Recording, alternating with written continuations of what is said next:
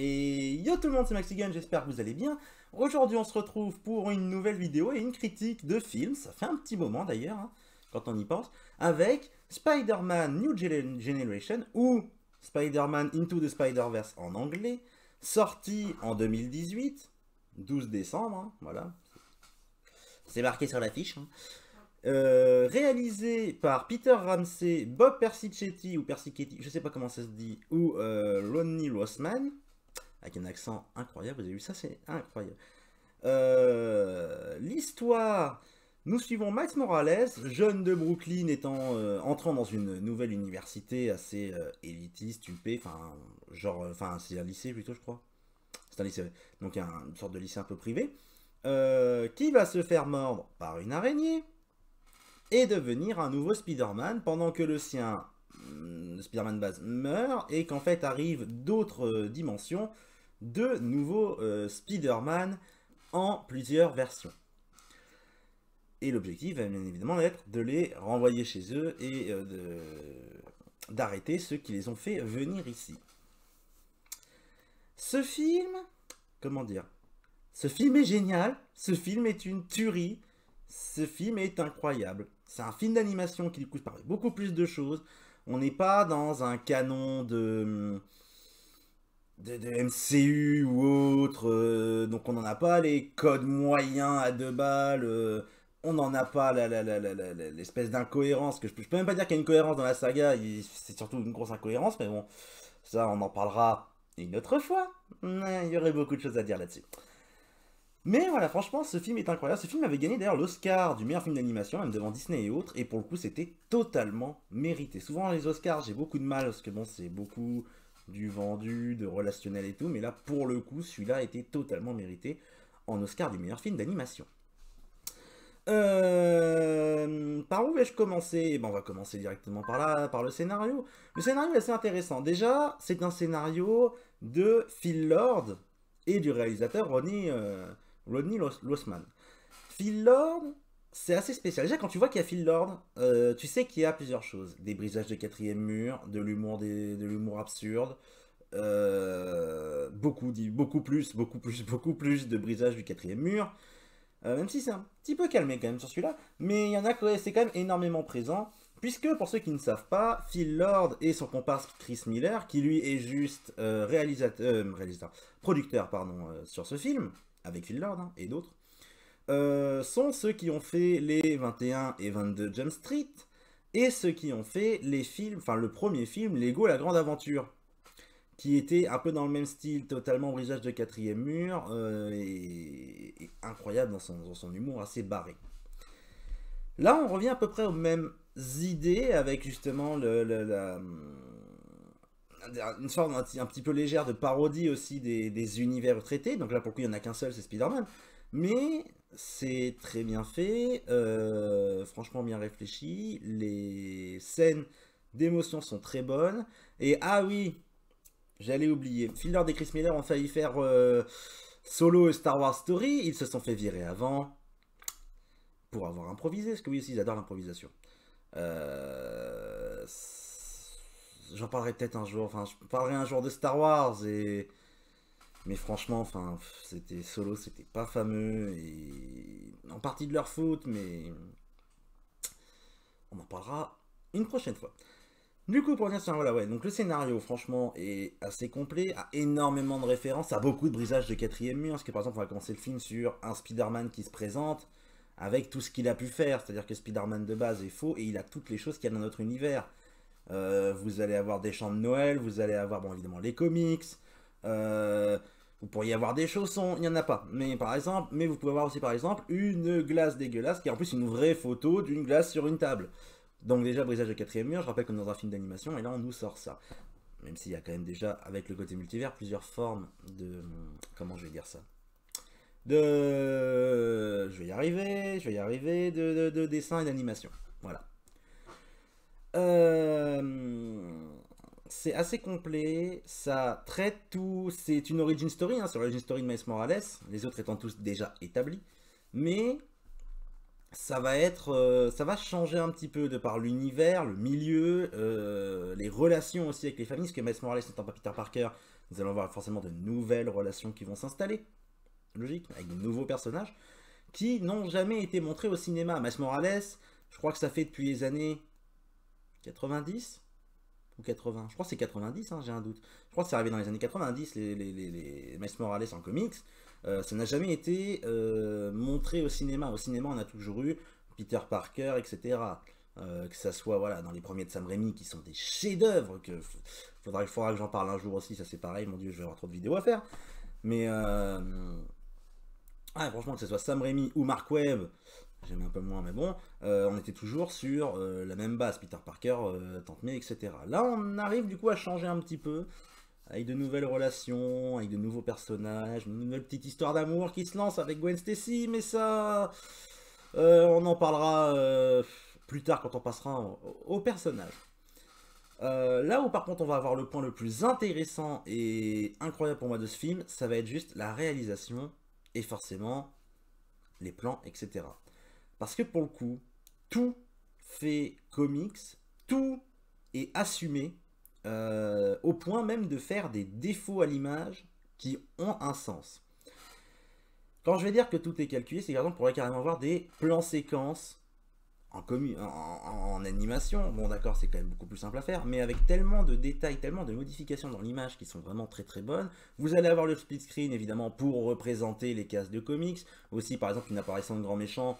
Je prends un exemple simple. Un méchant avec 4 bras, hein, robotique, voilà, mais on dirait qu'ils sont un peu fait en plastique dans celui-là. Du coup, bon, vous avez compris, voilà, on parle de Docteur Octopus qui va du coup par exemple s'avancer avec un gros plan sur lui, des lumières qui flashent un peu de partout en rouge et jaune, vraiment c'est le cliché du comics des années 60, un peu flashy, voilà, ça ferait vraiment la présentation du méchant que vous pourriez mettre sur une couverture. Il y a beaucoup comme ça de références. À tel point que, comme je l'ai dit, on va aller salir l'image pour ça. Par exemple, vous allez avoir beaucoup de moments où vous allez voir des points affichés dans l'image, plein de petits points noirs.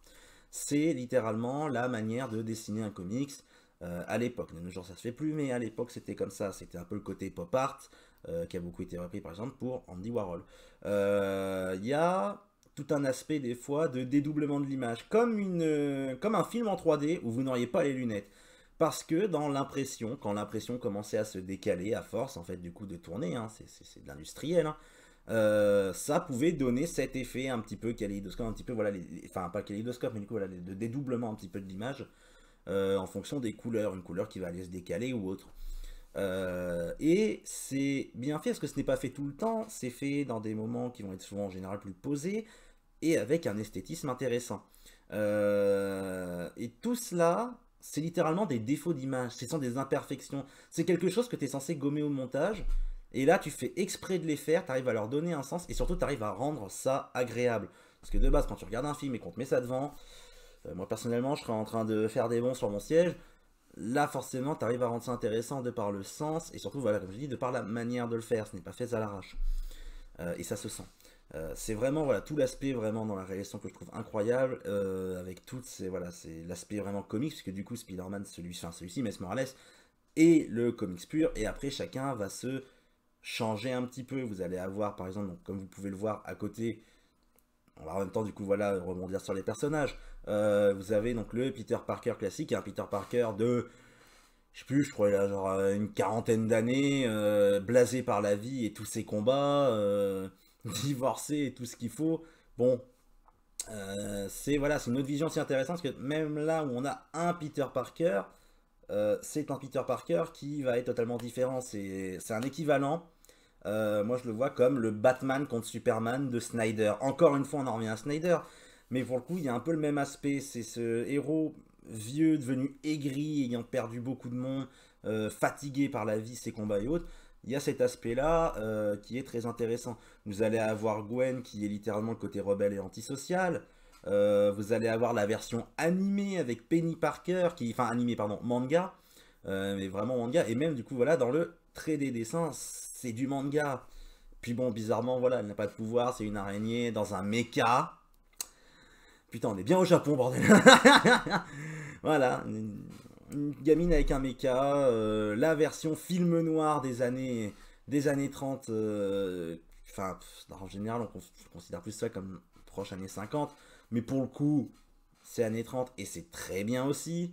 Avec voilà ses intérêts, le côté des longs monologues sur le sens d'un café noir, noir, aussi noir que la nuit. Et tout cet aspect qui en plus voilà du coup fait l'humour qui va avec. C'est franchement très complet. On a aussi forcément le côté cartoon avec le speeder cochon. Dans un sens voilà, je me permets de le dire parce que c'est pas du spoil, on les voit dans la bande-annonce. À partir du moment où vous avez vu une bande-annonce, voilà, vous savez qu'ils sont là.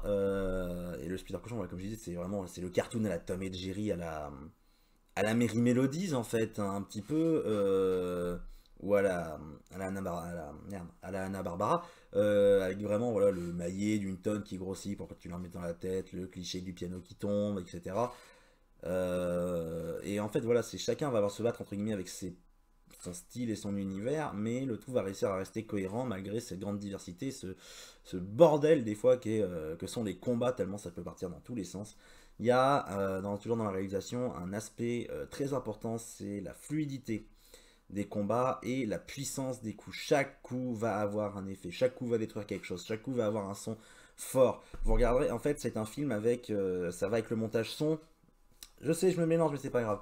Le montage son par exemple qui va être extrêmement fort au point de vous éclater les oreilles, mais parce qu'il y a justement tout cet aspect, c'est tellement puissant ce qui se passe, c'est tellement violent, même justement le passage en fait du coup du multivers dans le monde de Miles Morales, il y a un espèce de bruit un peu de basse en fait, comme si on avait surchargé les basses, tout simplement pour montrer la puissance en fait que c'est quelque chose qui se passe qui va être tellement puissant, on ne peut pas le comprendre, on ne peut même pas l'expliquer, ça fait tout péter en fait.